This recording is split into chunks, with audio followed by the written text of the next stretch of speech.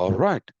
So here, this is a question related to interest calculated on the reducing balance method.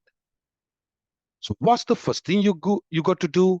You write I interest equals, you write the same formula what you use for simple interest. What is it? I equals P multiplied by time period. That's T times the interest rate. That's R.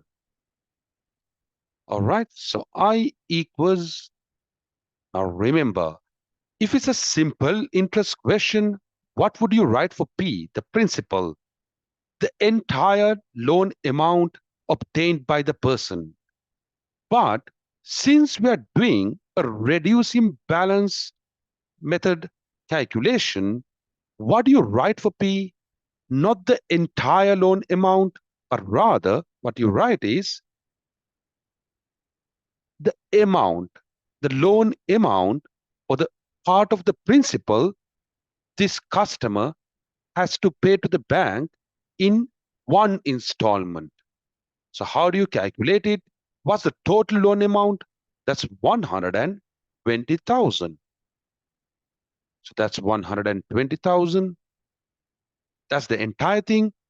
But when it comes to reducing balance method calculations, we don't put the entire amount. We put the amount to be paid, the loan amount to be paid in an installment.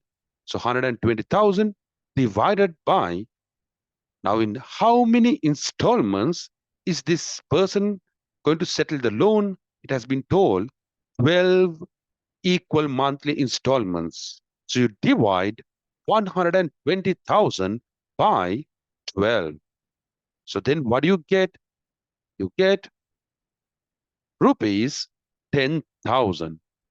So 10,000 is the part of the principal Nimal going to cover in a month. So what do you write for principal then? That's 10,000 rupees. All right.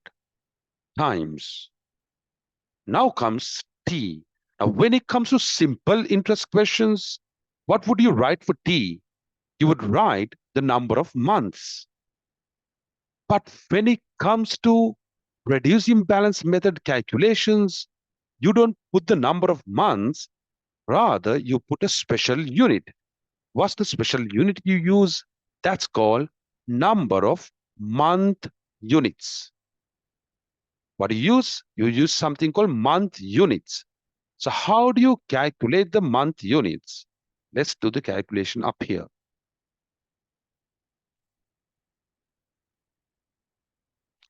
How do you calculate the month units? So month units is a special unit you use when it comes to reducing balance method calculations. All right. So month units is equal to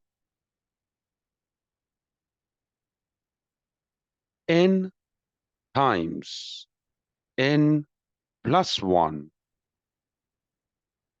divided by 2. So what does n stands for? The number of installments. So what have they said? It's 12 equal installments. So in the place of n, what you write is 12. So 12 times. Once again, you see a n inside the brackets. So you put 12 once again, plus 1 divided by 2. Now remember, regardless of the number of installments, always plus 1 and division 2 appears in the formula. All right. So the case to case, n will differ, right? But plus 1 and division 2 would appear always. All right. So then what do we get? Is there any, okay, let's simplify the brackets. So 12 times. When you simplify the brackets, what do you get? 12 plus 1, it is 13. So 12 times 13 divided by 2. Any chances of cancelling? Yes, we can cancel. Uh, 2 has 1 2 and 12 has 6 twos. All right, so what do we get now? 6 times 13. So how many month units? It is 6 times 13, which is 78 month units. So what do you write in the place of time? You write the number of month units. This is something special you do for reducing balance method interest calculations. All right, times. Now comes the rate, the interest rate. Let's look at what the interest rate is. What have they said? It's 24%. So how do you write 24% as a fraction? That's 24 over 100. All right. But wait, there is an issue. What's the issue? Look at the interest rate given to you. What is it given? It says annual interest rate. What does annual mean? Annual means per year. But there is a mismatch now. See, we have used, what have we used for P? That's 10,000. And what's 10,000? That's the loan amount or part of the principal paid monthly. So 10,000 is the part of the loan or part of the principal paid monthly. So if it is in monthly basis, the interest rate should be also per month. It should be also per for a month. So how do you convert 24%, that is annual interest rate? So how do you convert an annual interest rate to a monthly interest rate? What do you do? What is a month? A month is 1/12 of an year. So when you are to convert an yearly interest rate for a monthly interest rate, what do?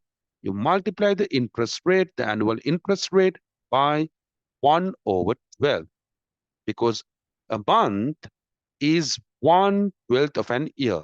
Makes sense? All right. Then what do we have? We got to multiply. But before multiplying, any possibilities of cancelling? We can cancel, can't we? 12 has 12 has 1/12 and 24 has 2/12s. And we also can cancel the hundreds. So 100 has 2 zeros here. Simply cancel the zeros. That's the easiest method. And zeros, 2 zeros here. So now what do we have? 100 times 78 times 2. So 78 times 2 would give, okay, let's write what's remaining now. That's 100.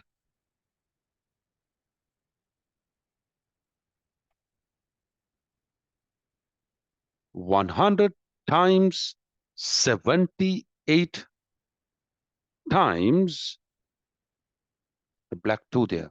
That's 2. So then interest equals, all right, just a matter of doing this multiplication. 78 times 2 is 156 times 100 is 15,600 rupees. So what does that mean? In the process of settling the loan, what's the total interest Nimal has to pay to the bank? It is rupees 15,600. That's the total interest amount Nimal has to pay to the bank in the process of settling the loan. I hope it makes sense.